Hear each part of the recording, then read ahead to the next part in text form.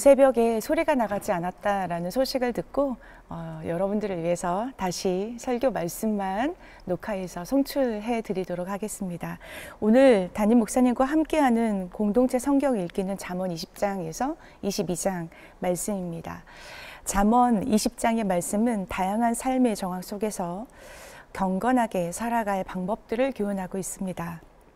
특히 왕의 진노를 일으키는 요소들을 전하면서 절제하는 삶과 하나님을 인정하며 그 말씀 앞에 순종하는 삶을 강조하고 있습니다.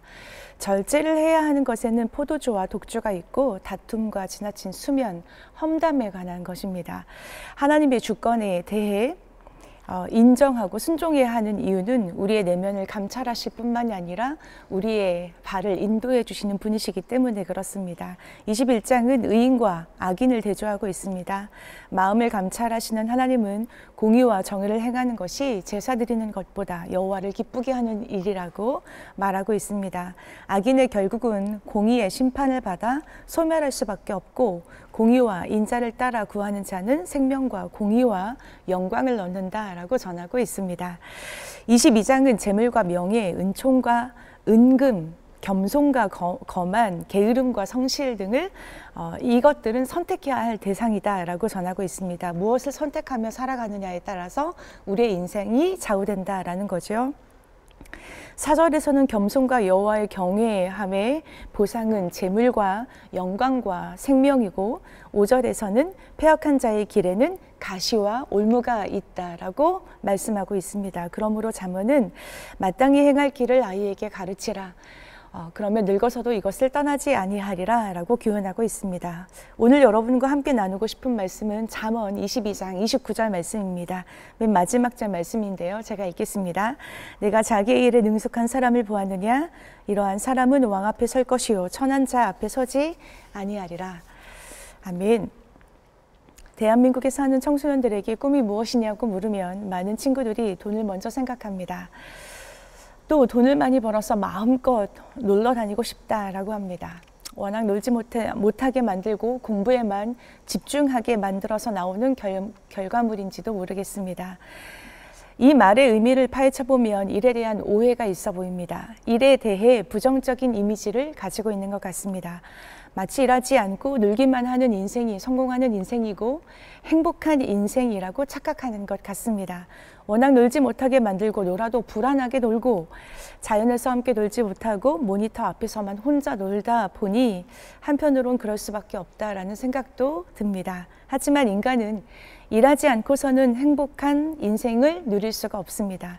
일과 행복은 뗄 수 없는 관계입니다.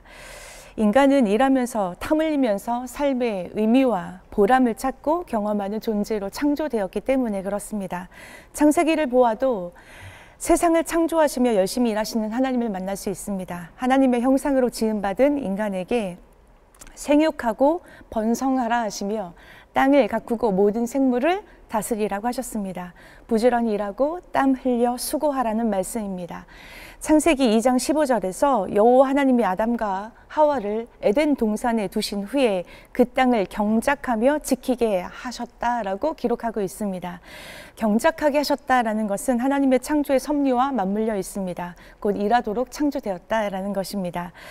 십계명에도 엿새 동안은 힘써 내 모든 일을 행할 것이다 라고 출애굽기 20장 9절에 명시되어 있습니다. 하나님은 우리를 일하는 존재로 지으셨으며 지금도 분명히 그 설계에 따라 일하며 살아가도록 부르셨습니다. 일이 짐스러운 명령이 아니라 자유로 이끄는 초대입니다. 전도서 3장 말씀을 보면 창조주 하나님이 우리 인생에게 주신 세 가지 선물이 있습니다. 전도서 3장 12절과 13절을 제가 읽도록 하겠습니다. 사람이 사는 동안에 기뻐하며 선을 행하는 것보다 더 나은 것이 없는 줄을 내가 알았고 사람마다 먹고 마시는 것과 수고함으로 낙을 누리는 그것이 하나님의 선물인 줄을 또한 알았도다. 지혜자가 말하기를 사람은 언제 가장 행복감을 경험할 수 있느냐? 기뻐하며 선을 행하는 것이 그 무엇과도 비교되지 않을 만큼 큰 기쁨이다 라고 전하고 있습니다. 하나님의 형상대로 지음받은 사람은 자기 자신만을 위해서만 살아가도록 지음받지 않았습니다. 우리는 서로에게 서로를 필요로 하는 존재입니다. 서로 인정하며 존중하며 격려와 사랑을 주고받는 선을 행할 때 비로소 행복해진다라는 말씀입니다. 또한 먹고 마실 때 행복하고 기쁨을 느낀다 합니다. 만일 먹고 마시는 것이 행복하지 않는다면 우리의 몸이나 마음이나 우리의 영혼이 아프다라고 하는, 병들어 있다라는 신호이겠죠. 이렇게 먹고 마시는 것은 생명을 유지하는 그 이상의 의미와 가치를 지니고 있습니다. 마지막으로 수고함으로 낙을 누리는 것이 선물이라고 말씀합니다. 곧 일하면서 땀 흘리면서 인생의 기쁨을 경험한다라는 거지요. 40년 광야 생활을 하는 동안 하나님께서는 이스라엘 백성들에게 만나와 메추라기를 통해 먹이셨습니다. 그런데 그 만나가 언제 그쳤냐? 여호수아 5장 12절 말씀을 보면 그 땅의 소산물을 먹은 그 다음 날 만나가 그쳤다라고 기록하고 있습니다. 저는 이 말씀을 읽을 때마다 땀 흘려 수고함으로 땅에서 나오는 소산물을 먹는 것이 인생에게 얼마나 큰 기쁨이 되는지 친히 알려주고 싶으신 하나님 아버지의 마음을 느끼곤 합니다. 그렇습니다. 인생은 일하면서 삶의 의미와 기쁨을 경험합니다. 일하면서 자아실현도 하고 일하면서 하나님의 마음도 알아가고 하나님의 뜻도 실현해 나갑니다. 선을 행할 능력도 생기고 존경과 사랑도 받고 몸도 마음도 영혼도 건강해지고 무엇보다 인생은 일하면서 인생의 기쁨을 충만하게 경험하게 됩니다. 마틴 루터에게 있어서 직업은 소명이었습니다. 마틴 루터가 살았던 중세 시대만 해도 계급 사회였습니다. 교회 안에서는 주교, 사제, 수도사가 있었고 사회에서는 영주기사, 평민, 노예 이런 출신 성분과 직업을 나누는 것이 일반적인 통념이었습니다. 이때 종교개혁자 루터는 이런 계급들을 평면에 놓는 개혁을 일으켰습니다. 모든 인간은 하나님 앞에서 평등하다는 진리로 만인 제사장을 말하면서 소명을 뜻하는 부르심, 부름이라는 단어에서 직업이라는 단어를 만들어냈습니다. 독일어의 직업을 직역하면 부름을 입다라는 뜻으로 하나님의 뜻을 따라 부름을 입어서 하는 일이 직업이라는 의미로 해석할 수 있는 것입니다. 그러니까 하나님이 맡겨주신 일자리, 직업은 생계 유지를 위한 것뿐만이 아니라 하나님의 부르심에 따라 이웃을 섬기고 사랑을 실천할 수 있는 곳이어야 된다라는 것입니다. 이런 의미에서 루터는 모든 직업을 성직이라 했습니다. 신학자 칼뱅도 동일하게 말하고 있습니다. 나의 직업을 통해 하나님께서 영광을 받으신다면 그 직업이 바로 성직이다라고 했습니다. 베드로전서 4장에도 맡겨진 모든 일에 청지기적 사명을 가지고 살아야 함을 강조하고 있는데요. 베드로전서 4장 11절 말씀을 보면 이렇습니다. 만일 누가 말하려면 하나님의 말씀을 하는 것 같이 하고 누가 봉사하려면 하나님이 공급하시는 힘으로 하는 것 같이 하라. 이는 범사에 예수 그리스도로 말미암아 하나님이 영광을 받으시게 하려 함이니 그에게 영광과 권능이 세세 무궁하도록 있느니라. 아멘. 그렇습니다. 모든 직업은 하나님의 부르심이고 성직임을 기억해야 합니다. 그래서 자신의 직업에 대해 자부심을 가져야 하고 주어진 일에 최선을 다해야 하며 일을 할 수 있도록 힘을 주신 주님께 감사하며 이웃을 섬기며 그분의 이름을 높여드리며 살아가야 합니다.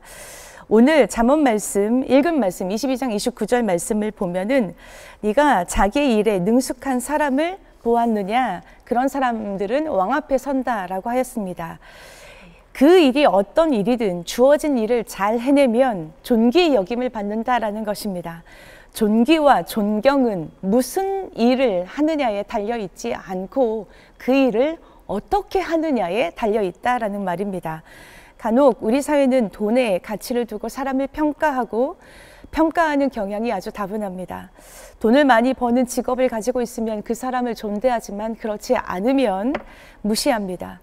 그도 그럴 것이 우리 사회는 어려서부터 성적으로 사람을 평가하고 성적으로 직업이 갈리고 성적으로 성공 여부를 가늠합니다.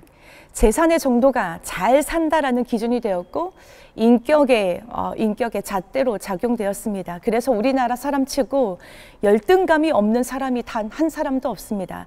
패배감을 맛보고 좌절해 보지 않은 사람이 단 한 사람도 없습니다. 이것을 성공주의라고 합니다. 성공주의의 결과, 성공주의의 낭패는 모든 결과를 자신의 탓으로 돌린다는 데 있습니다. 열등감과 패배감 속에서 내가 이런 직업을 갖게 된 것은 내가 공부를 하지 않아서 그래. 내가 열심히 하지 않아서 이렇게 패배주의가 된 거라고 스스로 착각하게 만든다라는 것입니다. 사실은 사회 구조가 낳은 사회악임에도 불구하고 스스로에게 화살을 던지며 열등감과 좌절감에 사로잡히기도 합니다. 동시에 다른 사람들에 대해서도 쉽게 정죄하고 평가하고 판단하기 이릅니다. 우리는 이런 연약함들이 말씀 앞에서 무너져야 합니다. 아니, 말씀 앞에서 무너졌으면 좋겠습니다. 먼저는 자기 스스로가 하고 있는 일에 대한 자부심을 가져야 할 것이고, 지금 하고 있는 일에 대한 즐거움과 기쁨도 있었으면 좋겠습니다. 또한 다른 사람이 무슨 일을 하고 있느냐보다 그 일을 어떤 마음과 태도로 하고 있느냐를 보는 사람이 되었으면 좋겠습니다. 어느 것 하나 중요하지 않은 것이 단 하나도 없기 때문에 그렇습니다. TV 프로그램 중에 생활의 달인이 있습니다. 프로그램에 등장하는 생활의 달인들을 보면 자기 일에 큰 자부심을 가지고 있다는 것을 볼 수 있습니다. 그 자부심이 그 사람을 더 아름답고 멋지게 보이게 하는 것 같습니다. 존경심이 머리끝까지 나오지 않습니까? 기도하기는 우리가 손으로 하는 모든 일이 주의 복이 된다는 자부심을 가지고 일했으면 좋겠고, 무엇보다 우리가 하는 모든 일이 삶의 기쁨과 보람이 되어서 왕 앞에까지 서게 되는 은혜를 맛보았으면 좋겠습니다. 우리 말씀을 생각하면서 함께 기도하였으면 좋겠습니다. 여러분들이 서 있는 그 삶의 자리를 축복합니다.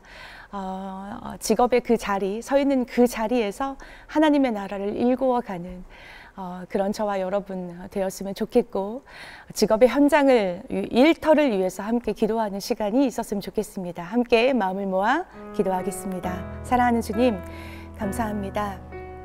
하나님께서 우리에게 일할 수 있는 능력을 허락하여 주시고, 또 우리에게 직업, 하나님의 그 소명의 자리로 불러주신 것 감사합니다. 서 있는 그 자리에서 하나님의 이름을 영화롭게 하는 자들이 될 수 있도록 저희들의 삶의 자리를 축복하여 주시옵소서. 혹 일터가 힘겹고 어려운 분들이 있습니까? 관계로 인하여서 어려움 가운데 있는 분들이 있습니까? 주께서 돌보아 주사, 사랑하여 주사, 그 삶의 자리에서 삶의 기쁨도 보람도 충만하게 느낄 수 있도록 좋은 사람들을 많이 붙여주시옵고, 일을 잘 할 수 있는 지혜도 능력도 부어주셔서 서 있는 그 자리에서 소명을 갖고 살아갈 수 있도록 축복하여 주시옵소서. 삶의 자리를 통해서 영광 받으실 그 주님께 모든 영광을 올려드립니다. 오늘도 그런 한 날이 되기를 소망합니다. 서 있는 그 자리에서 영광을 나타내 주시옵고 영광을 받아 주시옵소서.